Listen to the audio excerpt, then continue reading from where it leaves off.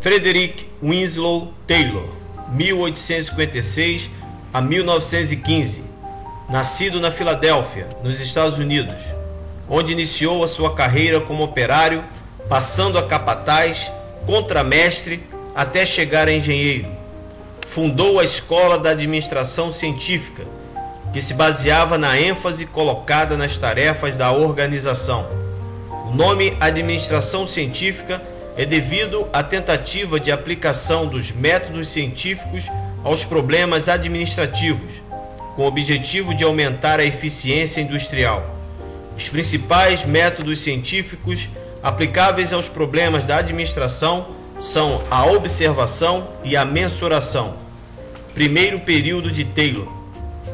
Este período corresponde à época da publicação de seu primeiro livro, Shop Management, Administração das Oficinas, 1903, onde ele enfoca técnicas para a racionalização do trabalho operário por meio de estudo de tempos e movimentos, Motion Time Study.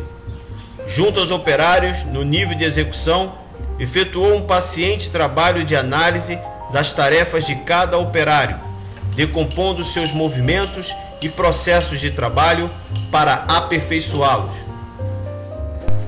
Segundo período de Taylor.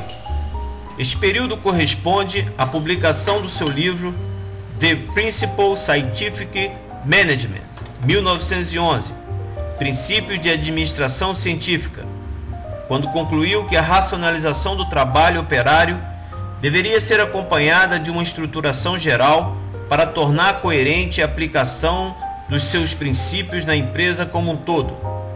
A partir daí, desenvolveu seu estudo sobre administração geral, a qual denominou administração científica, sem deixar de lado sua preocupação quanto à tarefa do operário.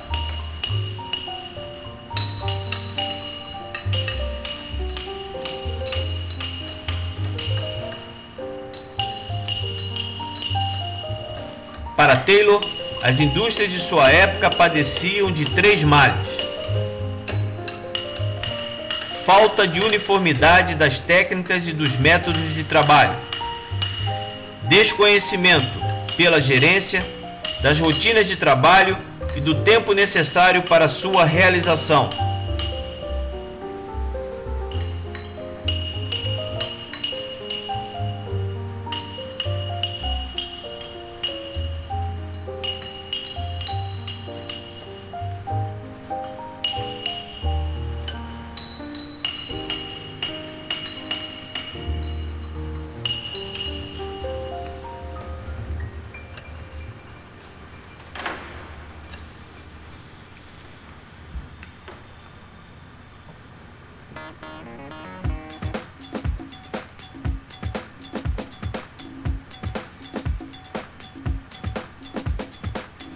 Vadiagem sistemática dos funcionários, que reduziam a produção a cerca de 1/3 do que seria normal, para evitar a redução das tarifas de salários pela gerência.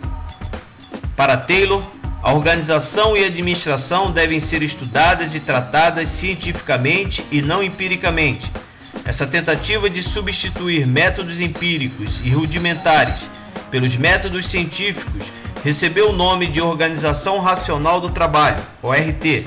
A ORT se fundamenta nos seguintes aspectos: análise do trabalho e do estudo dos tempos e movimentos, estudo da fadiga humana, divisão do trabalho e especialização do operário, desenho de cargo e de tarefas, conceito de homo econômicos, condições ambientais de trabalho como iluminação e conforto, padronização de métodos e de máquinas, incentivos salariais e prêmios de produção.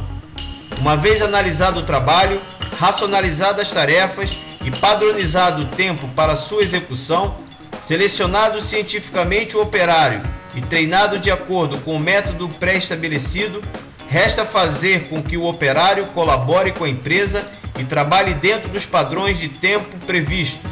Para obter essa colaboração do operário, Taylor desenvolveu o plano de incentivos salariais e de prêmios de produção.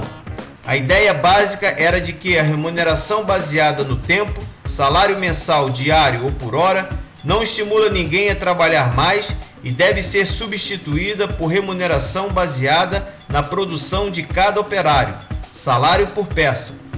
O operário que produz pouco, ganha pouco, e o que produz mais, ganha na proporção de sua produção.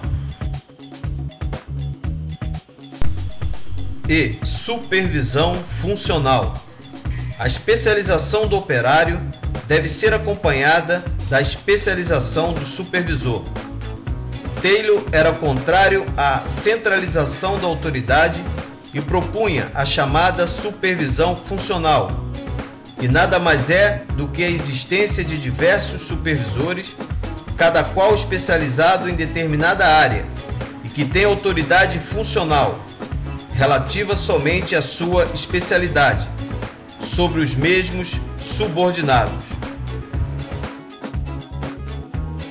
Henry Ford, 1863 a 1947, provavelmente o mais conhecido de todos os precursores da administração científica, iniciou sua vida como mecânico.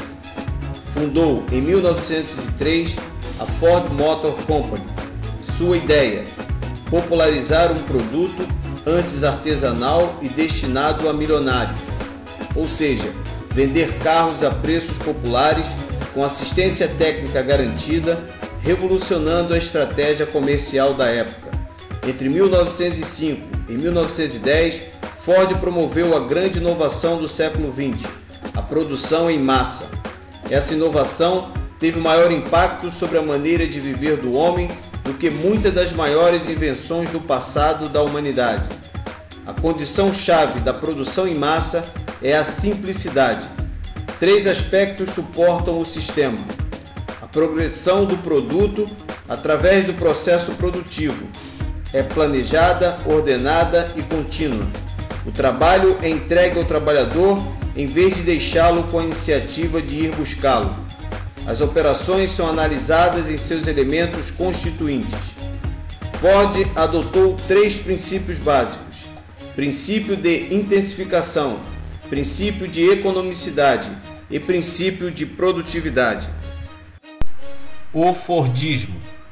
A racionalização da produção proporcionou a linha de montagem que permite a produção em série.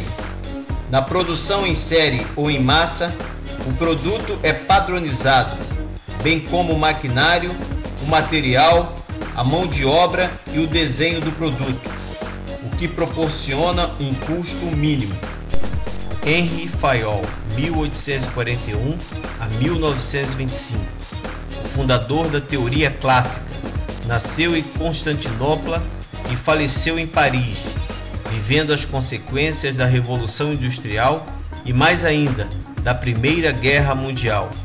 Formou-se em engenharia de minas e entrou para uma empresa metalúrgica e carbonífera, onde fez sua carreira. Fayol apresentou a teoria de administração no livro Administration industrielle et générale, publicado em 1916. Fayol salienta que toda empresa apresenta 6 funções: funções técnicas, funções comerciais, funções financeiras, funções de segurança, funções contábeis. Nenhuma dessas 5 funções essenciais tem o cargo de formular o programa de ação geral da empresa, de constituir o seu corpo social, de coordenar os esforços e de harmonizar os atos. Essas atribuições pertencem a uma outra função, de nome administração. Os 14 princípios gerais da administração, segundo Fayol, são: autoridade e responsabilidade, disciplina, unidade de direção, subordinação dos interesses individuais aos gerais, remuneração do pessoal, ordem, equidade, iniciativa, espírito de equipe. A harmonia e a união entre as pessoas são grandes forças para a organização.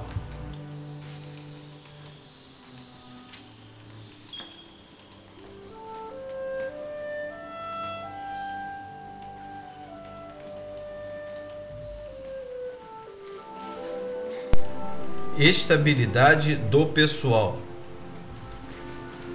A rotatividade do pessoal é prejudicial para a eficiência da organização.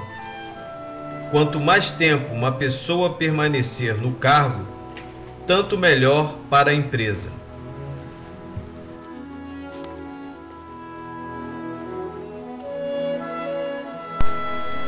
Divisão do trabalho consiste na especialização das tarefas e das pessoas para aumentar a eficiência. Unidade de comando. Cada empregado deve receber ordens de apenas um superior. É o princípio da autoridade única. Cadeia escalar. É a linha de autoridade que vai do escalão mais alto ao mais baixo, em função do princípio do comando. E centralização. Refere-se à concentração da autoridade no topo da hierarquia da organização.